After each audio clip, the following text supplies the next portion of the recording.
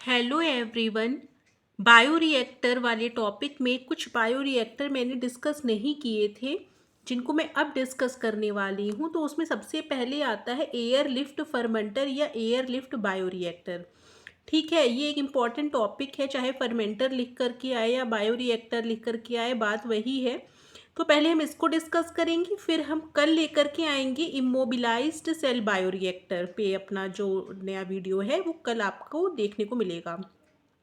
तो चलिए पहले एयर लिफ्ट फर्मेंटर को डिस्कस करते हैं। देखिए, एयर लिफ्ट फर्मेंटर का दूसरा नाम क्या क्या है, इसको हम न्यूमेटिक रिएक्टर भी कहते हैं। न्यूमेटिक का मतलब एयर से ही होता है, जैसे न्यूमेटिक बोन्स होती हैं ना, जिसको जो किसी बिना किसी सपोर्ट के एयर में ही लटकी होती हैं। जो न्यूमेटिक बोन्स होती हैं अंदर से खोखली होती हैं।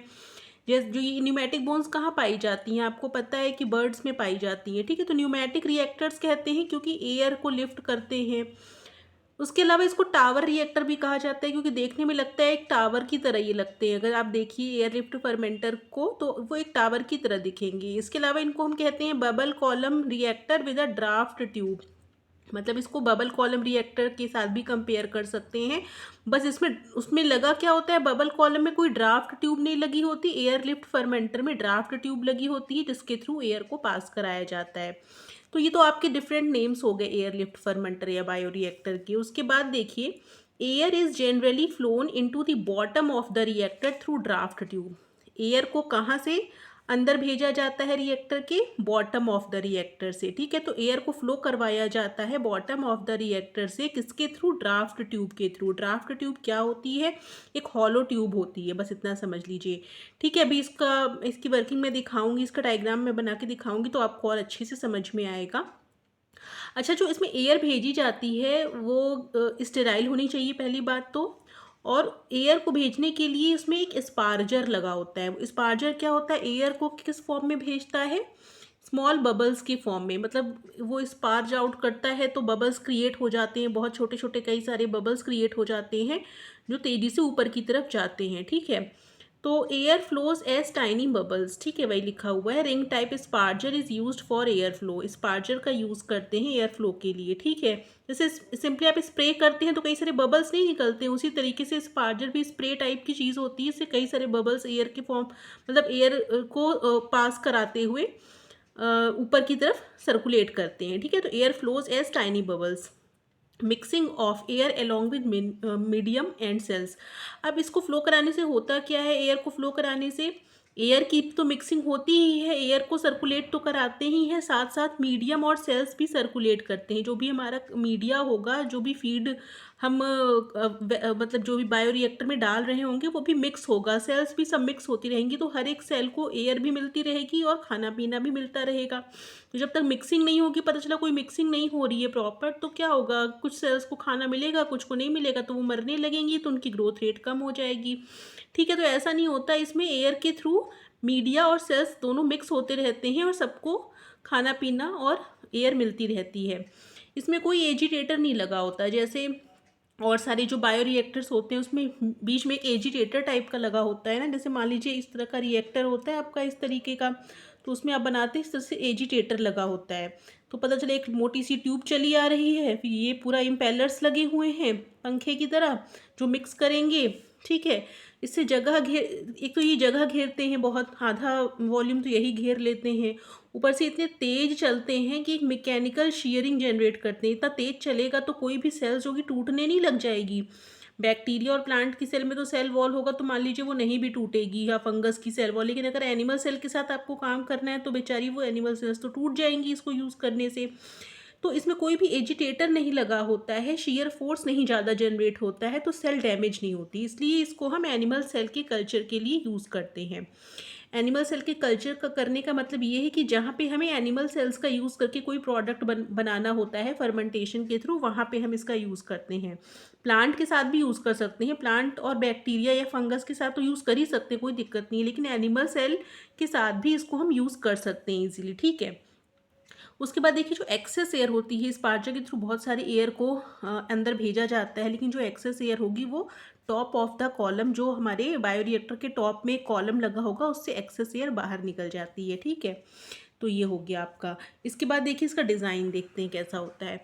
तो airlift bioreactor can be of 3 types, 3 design होते हैं इनके। पहला होता है divide vessel with draft tube. Draft tube वही होता है जिसके थ्रू एयर को अंदर भेजा जाता है।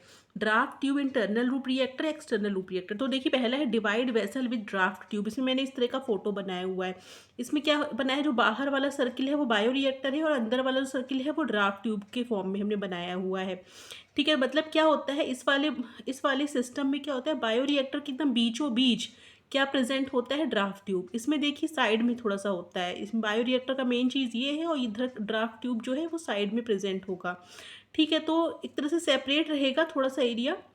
इधर हमारा जो भी एयर इधर से पास हो कि इधर से वापस आएगी। तो अभी जब बनेगा तो आपको दिखाई पड़ेगा इसका।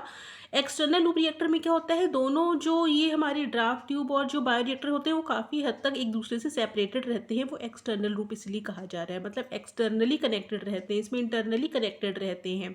ठीक है, और इसमें एकदम बीचों बीच डिवाइड करता हुआ ड्राफ्ट ट्यूब होता है। ठीक है, तो 3 तरीके के सिस्टम है जिसको हमने यहाँ डायग्राम के फॉर्म में भी बनाया हुआ है।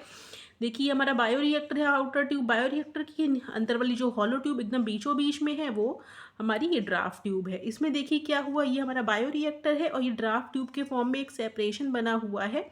सिंपल, एक साइड से इधर का वॉल्यूम ज़्यादा है, इधर का वॉल्यूम कम है। इसमें क्या है, पूरा सेपरेट कर दी है। देखिए बीच में हॉलो एक एरिया है, यहाँ पे हमारा मेन बायो रिएक्टर है, ये हमारा ड्राफ्ट ट्यूब का काम करने वाला जो एक कॉलम जैसा बन गया है। ठीक है, अब देखिए इसमें क्या होता है, ये जो एयर है वो पास कराई जाती है आपके ड्राफ्ट ट्यूब के थ्रू। तो ये देखिए एयर पास हो रही है ड्राफ्ट ट्यूब के थ्रू और एक्सेस एयर बाहर निकल जा रही है। उसके बाद एयर यहाँ से मतलब चीज़ों को मिक्स करते हुए नीचे लेकर के आती है और नीचे से बाद में हम उसको निकाल लेते हैं। जो भी हमारा ओवरफ्लो होता है उससे हम प्रोडक्ट को सेपरेट करते हैं। तो बीच वाले से एयर चढ़ रही है इसीलिए हम इसको राइजर कहेंगे, और इधर से एयर जो है डाउन स्ट्रीम आ रही है, मतलब जो भी कंपोनेंट्स हैं वो डाउन स्ट्रीम डायरेक्शन में आ रहे हैं, इसको इसीलिए हम इसको डाउन कमर कहेंगे। इसमें देखिए राइजर इधर की तरफ है, डाउन कमर इधर की तरफ है।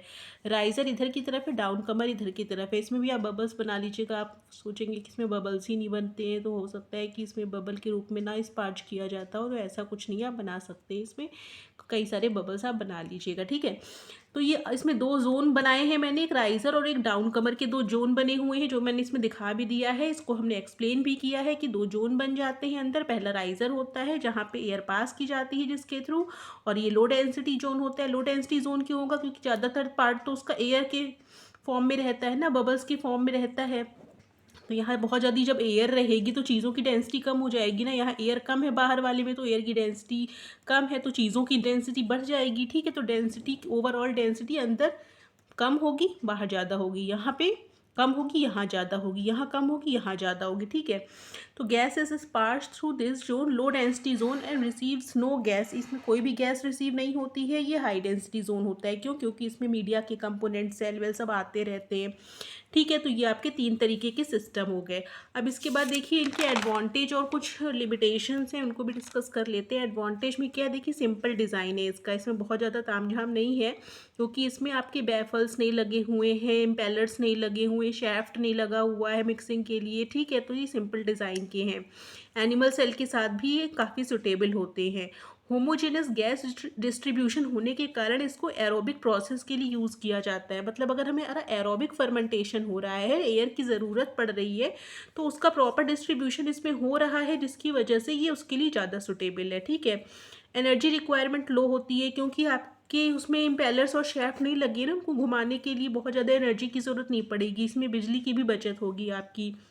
इसके अलावा वॉल्यूम ऑफ द रिएक्टर भी अंदर से बढ़ जाता है, क्योंकि उसमें शैफ्ट और एजिटेटर नहीं लगे होते हैं, जो मैकेनिकल एजिटेशन करते हैं, चीज़ों को मिक्स करते हैं, जैसे मिक्सी में लगा होता है। ठीक है, तो उस तरह का चीज़, मान लीजिए मिक्सी में अंदर जो मिक्स करने वाला अगर वो लोहा ना लगा रहे तो अंदर जगह नहीं बढ़ जाएगी, आप खुद ही सोचिए। तो इस वजह से इसमें ज़्यादा जगह मिल जाती है रिएक्टर के अंदर। ठीक है, लिमिटेशंस देख लीजिए। लिमिटेशंस में कुछ ऐसा ज़्यादा है नहीं, इसमें कंटिन्यूअस स्टेराइल एयर को सप्लाई करते रहना पड़ता है, एक पर्टिकुलर प्रेशर के थ्रू मेंटेन रखना पड़ता है वो प्रेशर, और कभी कभी बहुत ज़्यादा फोमिंग होने लग जाती है एयर बबल की वजह से। जो मीडिया के कंपोनेंट्स होते हैं उनमें फोमिंग होने लग जाती है, जिसके कारण प्रॉपर मिक्सिंग नहीं हो पाती। लेकिन ये सब जो प्रॉब्लम है कि इनका सॉल्यूशन ढूंढा जा चुका है, तो इसकी वजह से इसका यूज़ जो है ज़्यादातर होता है।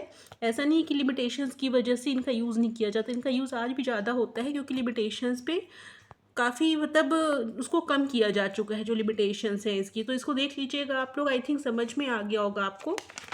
कल हम इमोबिलाइज्ड सेल बायोरिएक्टर के साथ आएंगे, और तब तक आप इसको देखिए और प्लीज़ मेरे चैनल को सब्सक्राइब कर दीजिए। आप लोग अभी भी सब्सक्राइब नहीं किए हुए हैं काफ़ी लोग, और केवल आप लोग यहाँ से वीडियो देखते हैं, नोट्स बनाते हैं और चले जाते हैं। तो प्लीज़ मेरी रिक्वेस्ट है आप सभी से कि मेरे चैनल को प्लीज़ सब्सक्राइब कर दीजिए। Thank you.